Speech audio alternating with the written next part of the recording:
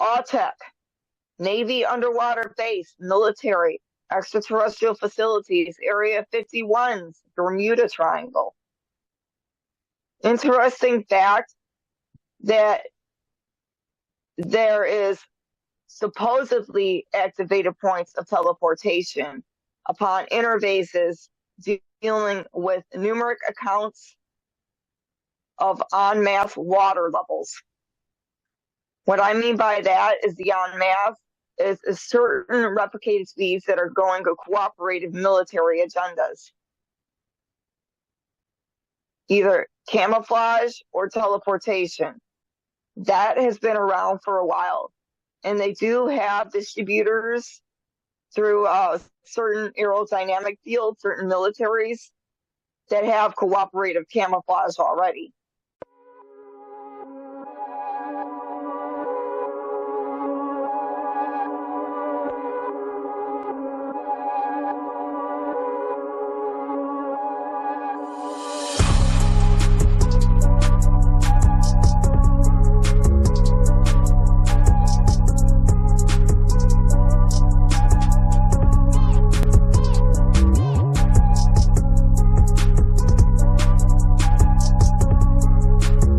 Hey everybody, welcome to episode 56. Blue, how are you? I'm very good today, Mike. Awesome. Hey, we're going to have a big show today in 56, I know. What are we going to talk about? One of the main things we'll be discussing about is the Eglin Air Force Base, Pensacola County, Florida, and the vector gray extraterrestrial activities that happen around there. UAP, Unidentified Advanced Phenomenon. Sightings, aerodynamic teleportation pods. And one of two activities that have happened between the actual Air Force Base itself, between a pilot and actual residents not too far off from the base in other areas, including a Walters, someone by the name of Walters, and what he had dealt with, the pictures he had taken of a certain aircraft, and what had happened to him several times over between him and his family. Wow, sounds like we got a lot to talk about. I like it when we talk about direct things related to the extraterrestrial, whether it be UAPs, USOs, or actually interactions or sightings or whatever. I love that stuff. I can't get enough of it. Hey, I appreciate you watching. I appreciate you listening. If we're not on a platform you prefer to get your stuff, let us know where you get your stuff, and we'll get on the platform where you get your stuff. Also, please take the time to like, subscribe, follow, click on notifications, all that fun stuff, so you're notified when we post new material. And speaking of material, check out Blue's got a shirt, I got a shirt. If you want to check out the merchandise, there's a link there in the comments as well. Join the team, keep this thing going.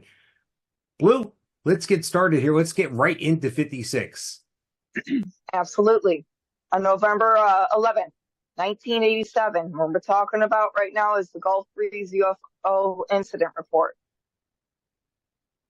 An Ed Walters, contractor in Gulf Breeze, was allegedly immobilized briefly by a blue beam, after which he had took 5 Polaroids of an object in the sky outside his residence. He reported seeing the object hover about 200 feet. Right above the ground, describing it as being right out of a Spielberg movie. Claimed to have made multiple subsequent visits to the UFO, what humans would call an abduction, and recording videotapes and taking 32 photographs of the object itself. Now, this wasn't too far from Eglin Air Force Base as it is.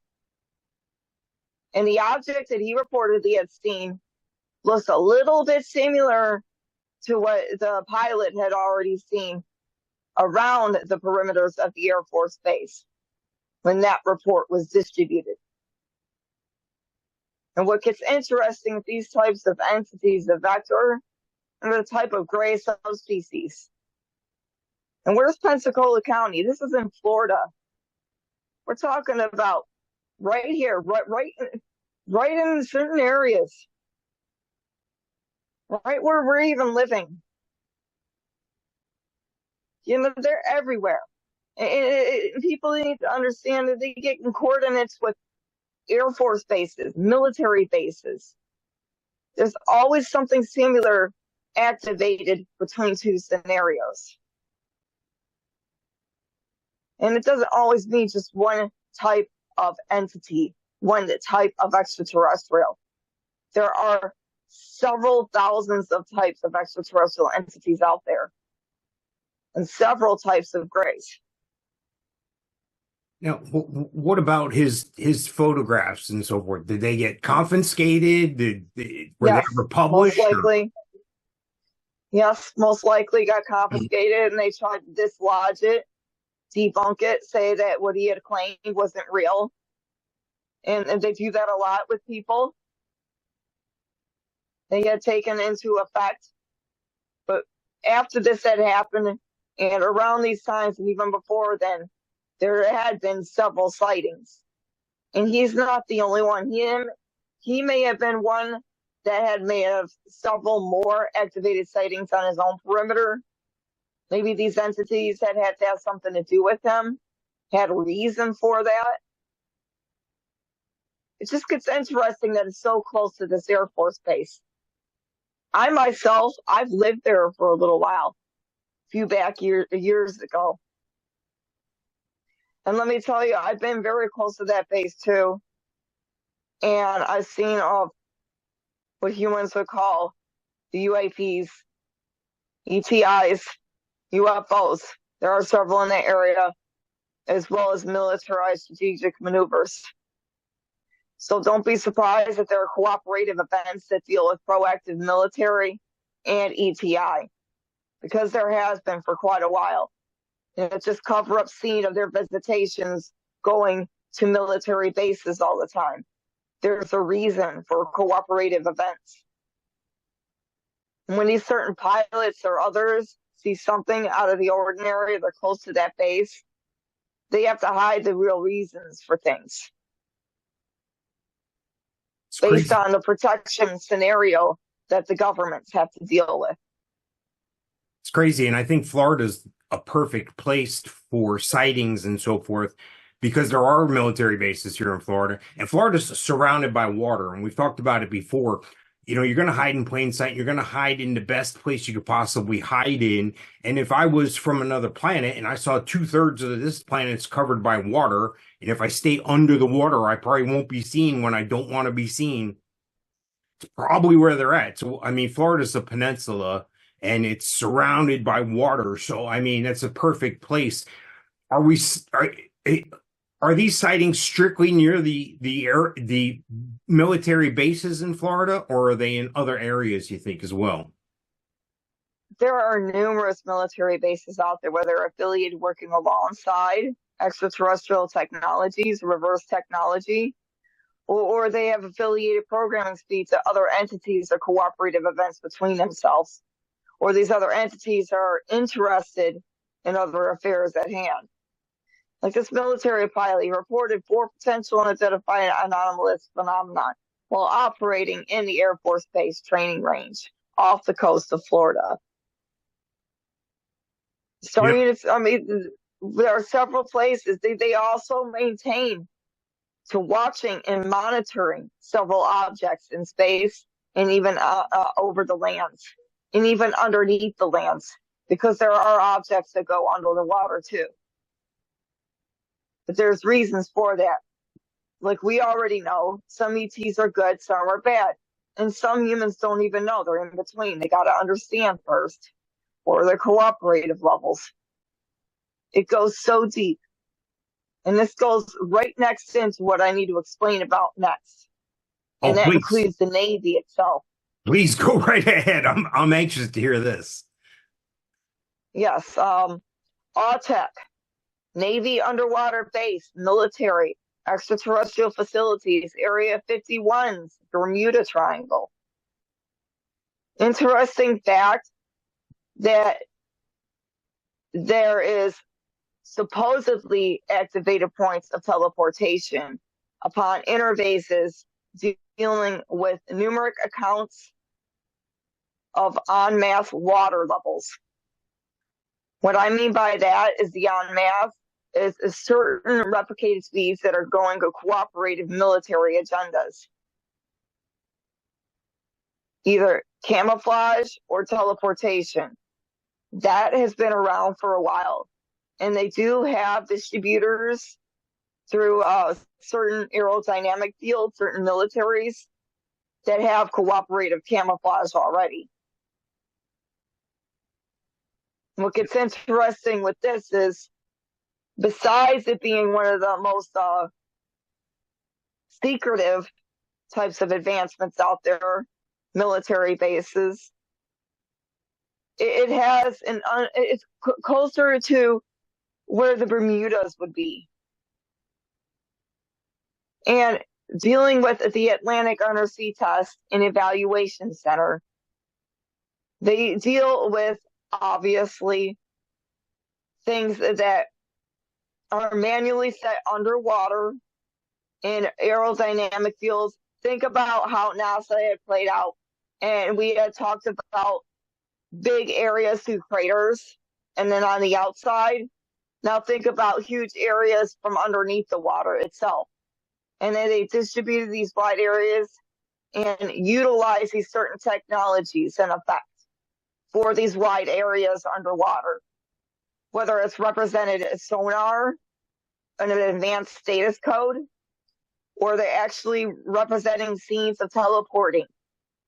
And I wouldn't be surprised that certain submersibles itself had that type of sequencing event.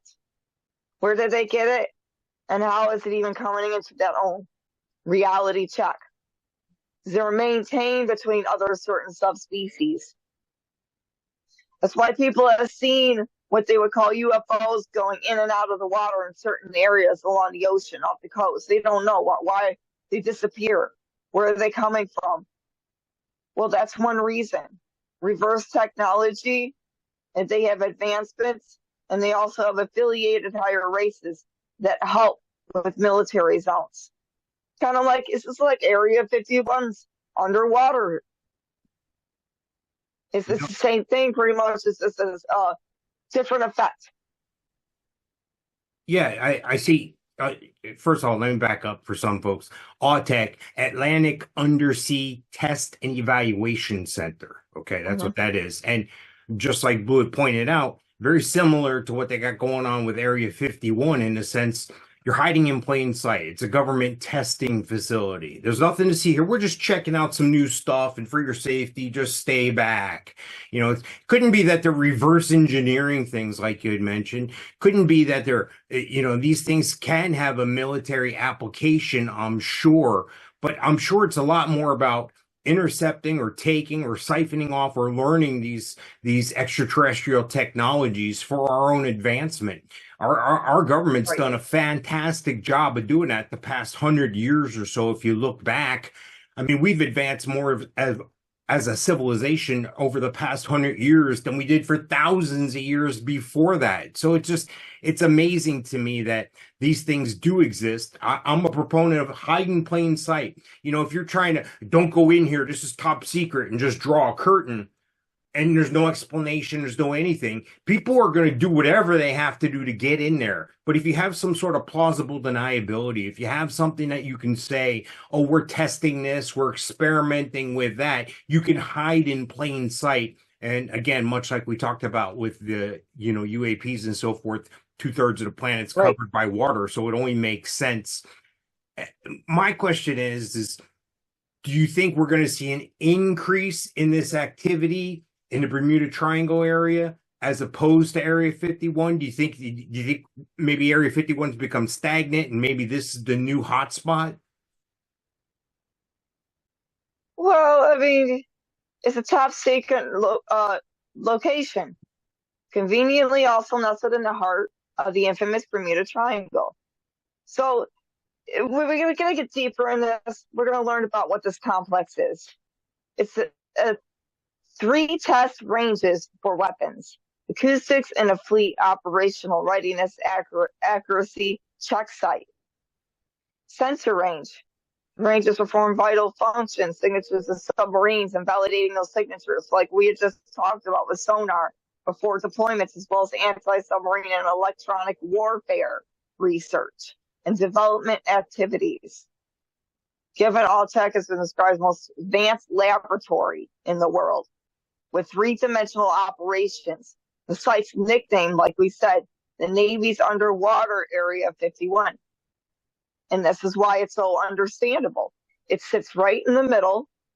And we had talked about the Bermuda Triangle before and how it had paranormal effects. Oh my gosh, where did this come from now? You know, there's this cooperative events between military and higher ETs is real. There may be negative ones too that run on the negative side, but there are positive ones that run on the positive outlet. Mankind has been saved numerous times over by good races. You don't even understand how. There's so many things out there that could be self-maintained and managed for the better when it's reproduced and maintained by the right types of entities and the right types of mindsets. So we had no idea, and we're going to on our beach whale. They have attached tag that swims in the U.S. Navy Atlantic Undersea Test and Evaluation Center. They take these whales. And there might be some negative things that have happened in the past. We've heard about the whales, the beaching of the whales, and how something bad had happened, and it caused all these deaths. You've heard that before. It's been in the news a couple times. Go back a few years. And this is, one of the reasons is because they're creating some type of subatomic sonar or advanced sonar that's messing with the eardrums or certain modulated effects of other entities. I'm not saying that's the only thing. That's one of the things, one of the reasons that could happen. And if people want to put into conspiracy theories, this is very much real. So let me unpack that little thing you slipped in there. Are you suggesting that they're mobilizing sea life, ocean creatures to assist us? They're attaching sonar equipment to a whale? Is that what you said? Well, they test. Obviously, scientists already test animals when it comes to food products and other things. It's just military testing. They do that with animals and do military testing as well, depending on the activities. I'm not saying it's a good thing, but they have their reasons. Dolphins, very, very, very intelligent beings. Utilize them right, cooperate with them well, it could create a good thing. But, maybe that's why they use certain whales. Their intellect, their sonar, but they already know where they actually can go. So it helps with that. I'm all aboard. I like when they have canines trained. They have bomb sniffing dogs. They have drug sniffing dogs to help with law enforcement and so forth. So I'm amazed that we could take a wild sea creature in the ocean and use it to our advantage. I think that's phenomenal that we've been able to do that. And I'm sure there's some sort of parameters, and I'm sure that wildlife groups are involved and so forth, or they're going to get involved once they watch this. But my thing is I'm all about cooperation with wildlife. I'm all about cooperation. It's not like we're suggesting they're running out there and they're slaughtering all the whales, or we're working in conjunction with them. And I think, I think it's a good thing in a way. We could probably learn more about ocean life and learn more about our impacts on that ocean life by having studies like this, by having experimentation, by having these programs set up. We can learn a lot about the ocean life around us. And again, 2/3 of the planet is covered by water. And why wouldn't we want to? We know more about space than we do about under our own oceans. And that's a shame in a way. So hopefully this will open up some eyes. What's going on out in the Utah way? What's going on with the Salt Lake? Right, Great Salt Lake, Nevada, the Saltier UFO sighting. And also we're dealing with the Great Salt Lake and supposedly another military base, Air Force base and distribution again with ETs. And as well as the Masons' alignment to creating a new attraction back in the day, Amusement Park. That had a cooperative event with the Saltier itself. Also, well as so-called spiritual hauntings there. What is this? What would a spiritual haunting be? It sounds almost like a tribal, like an Indian thing, like maybe something, we've talked about connections with Native Americans and beings from other places. Any relation there, or is it something different? Well, we gotta mix up a lot of things.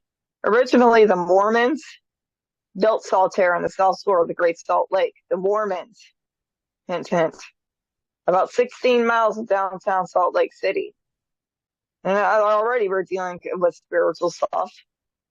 And going into a much deeper perception mode, we had families and other people had dealt with spiritual activities in the area to an extent. It used to be an amusement park, so I wouldn't be surprised if things had happened there. And they had closed it down after a while. But they had UFO sightings there as well in that area. And not too far from there, they have an Air Force base. And the Great Salt Lake itself is really not that deep. It's about 2 to 3 feet deep. It seems to me that there's a common theme happening, even in today's show.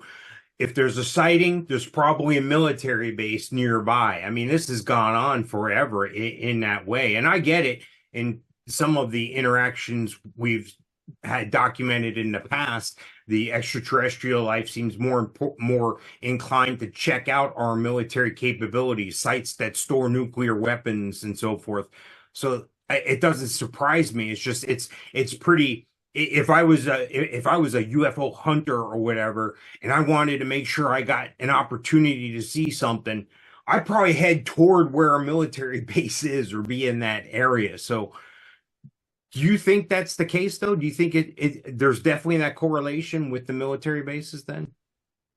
Yes. Well, it's also the reverse technologies, too. So it's not always ET. And they have the human projection nodes that they acclimated from such. Now, there's so many different reasons. Of course, military bases are more protective, too. Not going to let just anyone in there. So it's a whole nother boatload of things to set into the mind of why they do that or why that's even the way it is. You can't just walk into Area 51, a room like Nevada. You can't just walk in it's to Cheyenne Mountain or the Cheyenne base there. You can't. There's reasons why. It's not just equipment. Obviously, number one, to protect humankind. They're not ready for that type of stuff. And number two, they're to hide things too, to keep mankind from knowing certain things, to kind of lock them away from that information.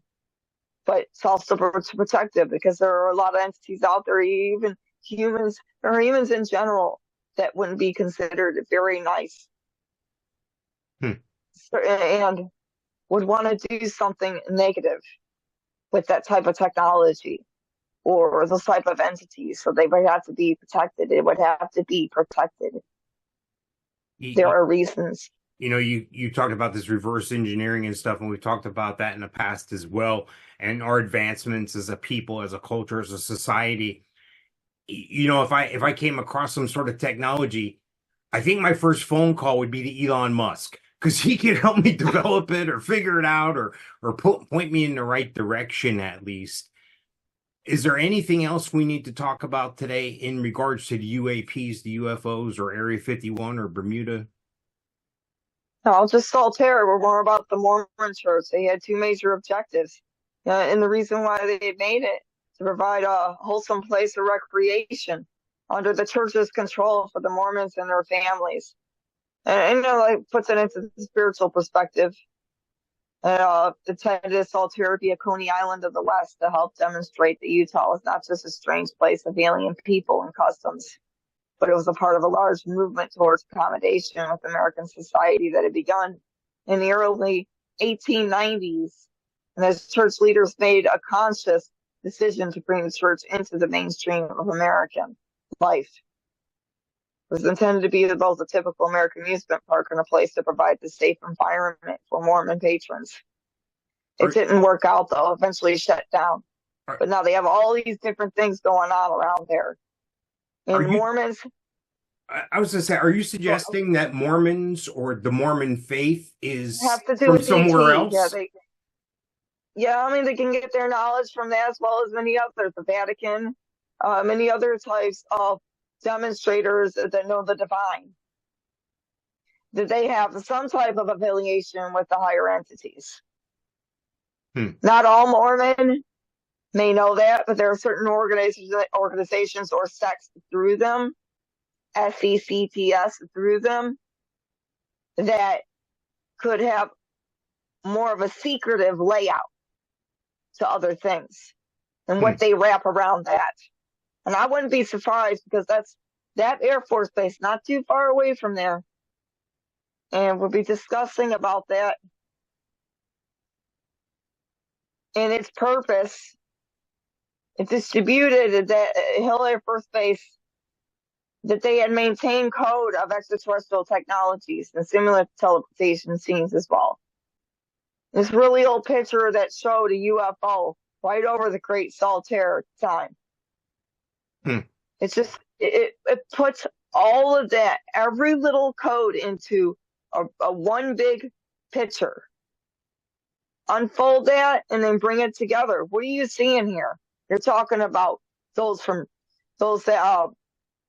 that relay through church scenes, those that relay through military, those that relay through the foundations of Utah itself.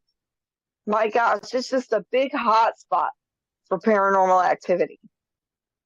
It goes way back through the timelines, even past what was dealt with Area 51.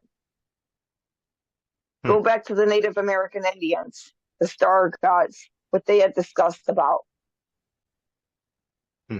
That's awesome stuff. Hey, are we ready to talk about the SCP Foundation? Yes, SCP-009, Red Ice. SCP-009 is approximately 3,700 liters of a substance which exhibits a number of unique properties, like a crystalline structure.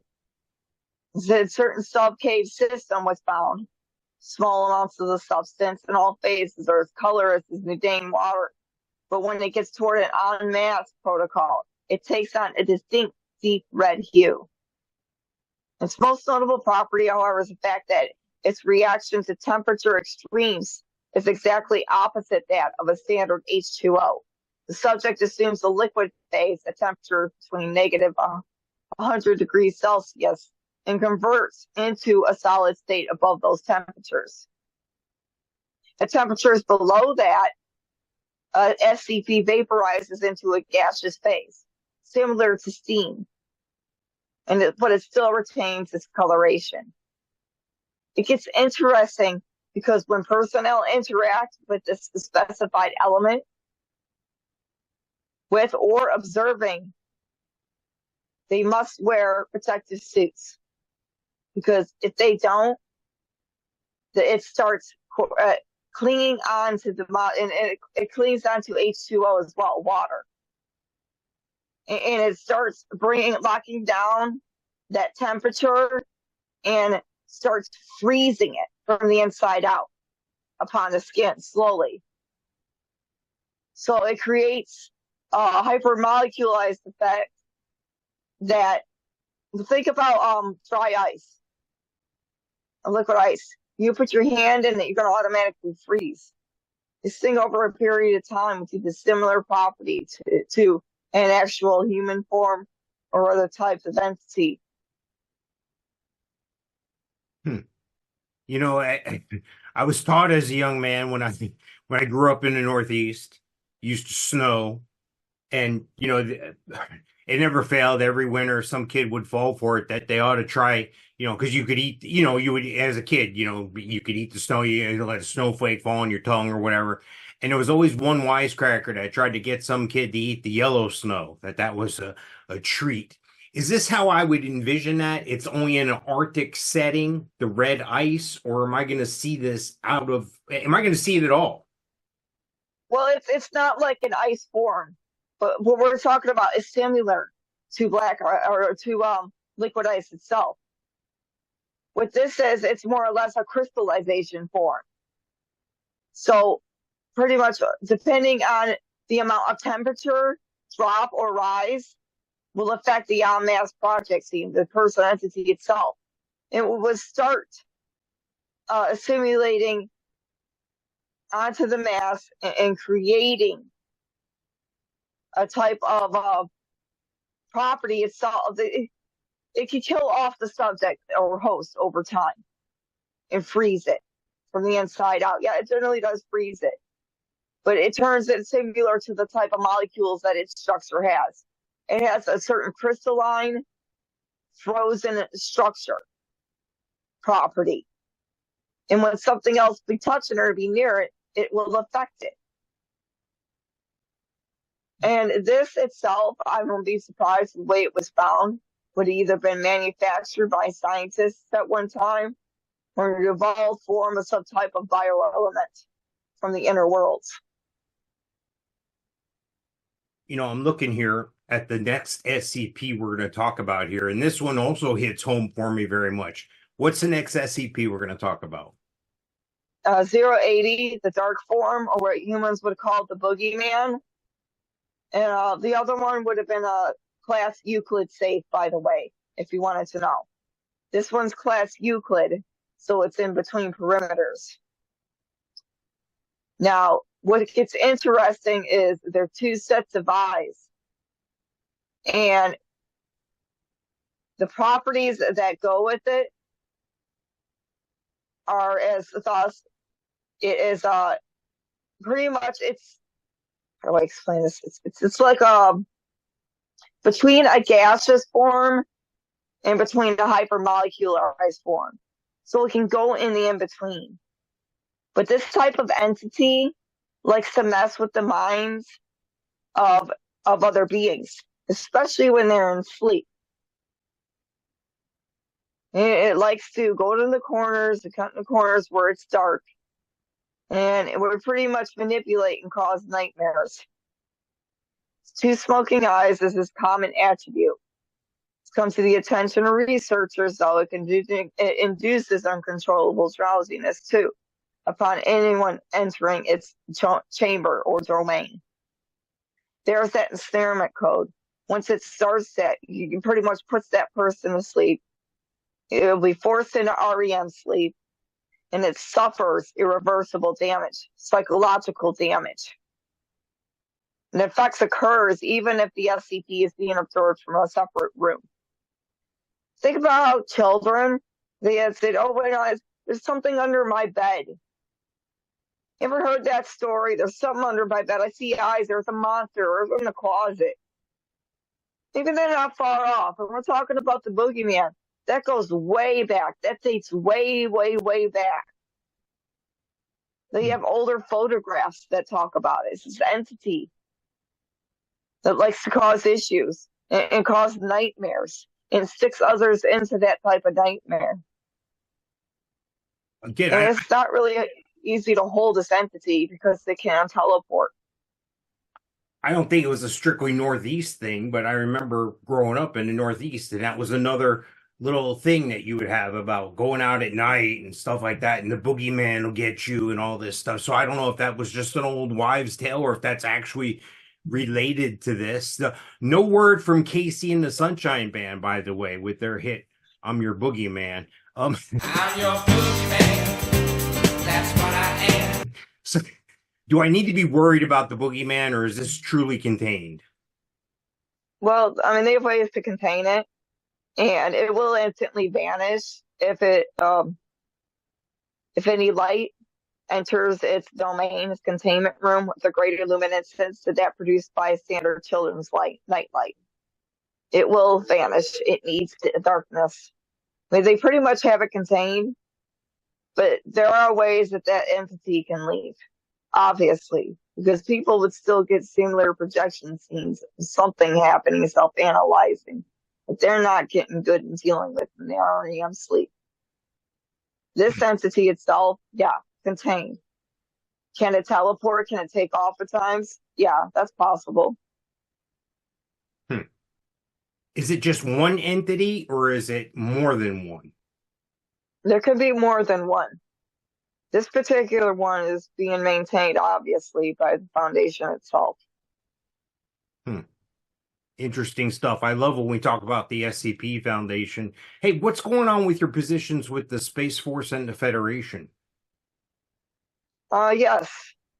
Just recently, there was a meeting, CPAC. A few top people showed up at the 2024 CPAC meeting in D.C. in late February. Among the many important foreign politicians was the President of Argentina, Milei. Also Milei. Also the new elected President of Ecuador, Bokel, as well as leader of conservatives of Spain, S. Abascal. Italian delegation also there. Later, Trump meets President of Hungary, Viktor Orban. Why is this important? One main reason, amongst others, because many Latinos in U.S. and South America looked up to both these anti-communist leaders and the Trump.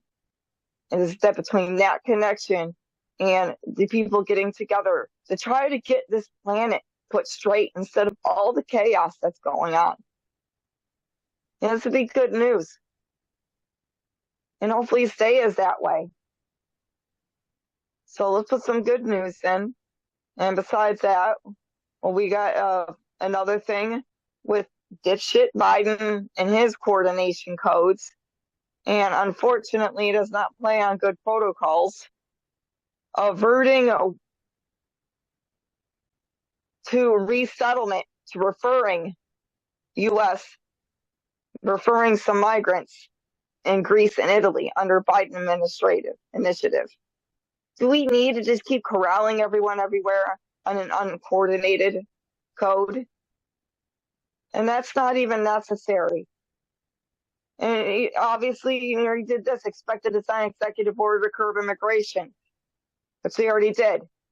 So planning to unveil sweeping new executive order aimed at curbing migrant arrivals at the U.S. Mexico.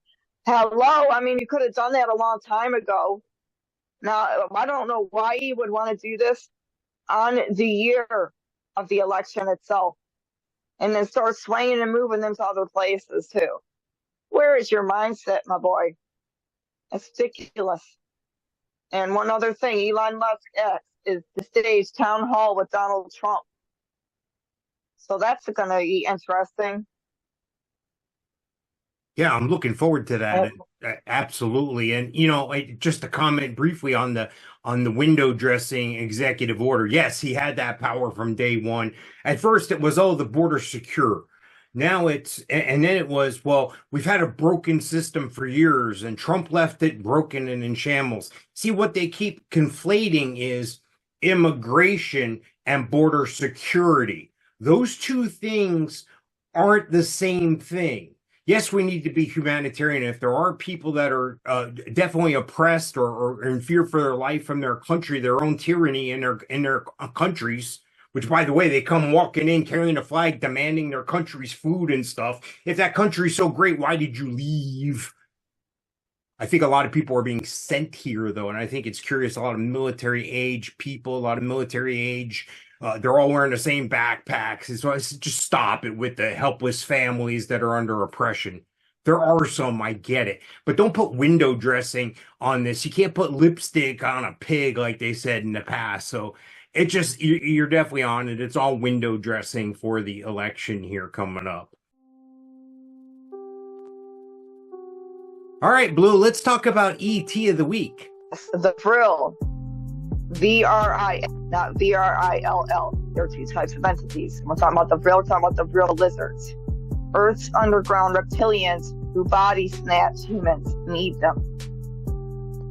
Now, don't get confused, they're not draconians, but these coordinated races are maintainment codes that proactively could cooperate and work alongside subspecies.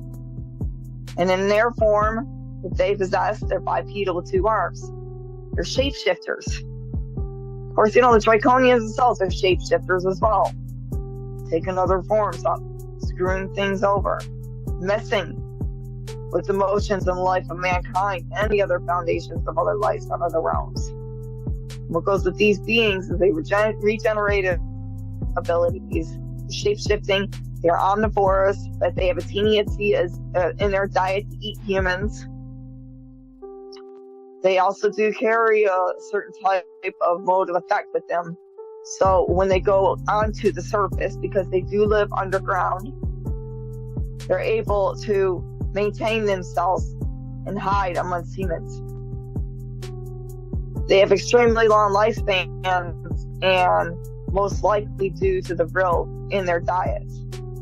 And what I am saying is that they're maintaining their own subspecies. Their parents for adapting to Earth's atmosphere is quite gelatinous.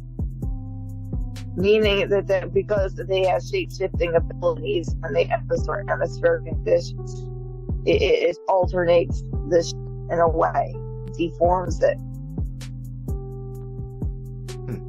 As rather a result, like I said, atmospheric change. These beings are not good entities, though. And they have controlled this planet for many eons. They have caused a lot of issues, and what the humans would call the demons from under the ground. It's not just the draconians that is one lateral turn. There are outwards and they are inwards. These species are more inwards, meaning that they have inner worlds here, inner realms, and inner portals that they exist in under the earth. The draconians are kind of opposite, taken over from another replicated dimension.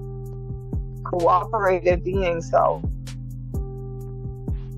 So, is there are these relegated to one area on the planet, or they're just all over the place? They're all over the place. There was normally what's called the reptoid species conspiracy. The reptilians. The Vrill, maybe they're more closer to the reptilians that are taking over alongside the draconians. And I'm not talking about all reptilians, I'm talking about certain types of races, including these. The Vrill are not draconian, they're more reptilian. They're a different type of animated effect. Still cousins, though. They can take human form, they can control powerful positions in the industries and the politics and religious groups and this, that, modern day stuff. They originate from thousands of years ago. And they have been touted as the name Vrill relating to a power that could turn an army of 1,000 men into dust. Are these beings? People don't know much about. Pardon? I was going to say, are these beings? You had mentioned their ability to shapeshift, and they've been around for a long time. We've seen and talked about ourselves about some of the peoples in power in our own government possibly being represented by these creatures. Are these one and the same, or are these those same creatures? Yes, like I had just stated, taking over with other governmentals, other higher entities. And the Vrill, we had talked about before about Hitler and him and another female working along extraterrestrial races. It may have been good and there may have been a bad. And it may have been a bad one, and it could have come from the Vrill itself.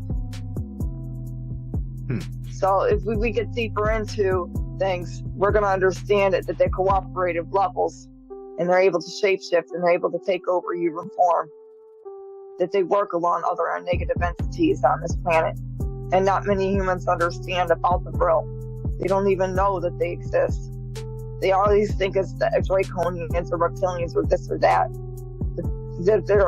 These beings are so small that they can shape form. They can grow taller if they got to. They got scales on them. They got little tiny horns. Not very nice. Some people thought they seen what looked like tiny imps running around with little horns or stuff. Paranormal shit. Here and there. They've had videos about it. Oh, it looks like a tiny little demon or something, or imp or something. But no, maybe it was something else altogether. If you could look closer to that scales, was it like a certain into a color way? Did it have a rotten smell to it? Because they usually do. They have some type of nasty smell to them. These entities are very real, and they have domain all across this world. And it's coming from underneath. Wow.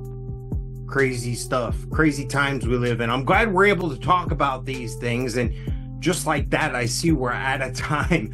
Thank you very much for watching. Thank you for listening. And Blue, I look forward to seeing us in the next episode, 57. Yes, absolutely, Mike.